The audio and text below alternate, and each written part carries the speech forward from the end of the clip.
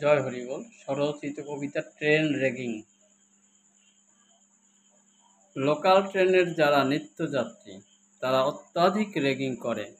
তাদের র্যাগিংয়ের কারণে সাধারণ যাত্রীরা বড়ই বিপদে পড়ে।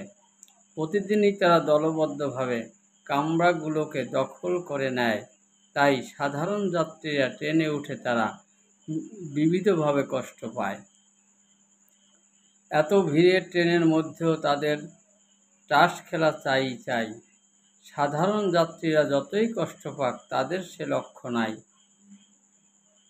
তাছাড়া বিভিন্ন রকম বাজে আলাপ আলোচনা করে থাকে, যাকে যা বলা উচিত নয় তাহাই বলে বসে ঠিক থাকে।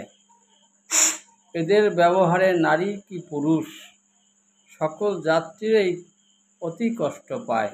বহু কষ্টেই তারা যাতায়াত করে দেখুন সমস্ত ট্রেনময়। কারো কিছু বলার উপায় নাই, কারণ দলে তারা খুবই ভারী। যদি কেহ প্রতিবাদ করে তাহলে দুরবস্থা হয় বরং তারই। তাছাড়া ট্রেন কর্তৃপক্ষ কোনো খবর রাখে না এই সকল র্যাগিংয়ের। ট্রেন চালাবার কাজ শুধু ট্রেনই চালায়, তারা কিছুই পায় না টের। অথচ চলাচলের খুবই অসুবিধা হয়, সাধারণ যাত্রীরাই ভোগে।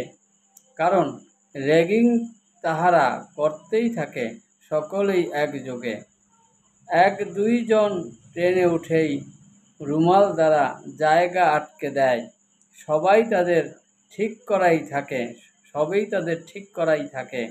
তারা বসবে কে কোথায় থাকে, কার কোথায় এই ঠিকানা ঘর বাড়ি, সকলেই তারা বন্ধু হয়ে যায়, সঙ্গী হয়ে যায় খুবই তাড়াতাড়ি।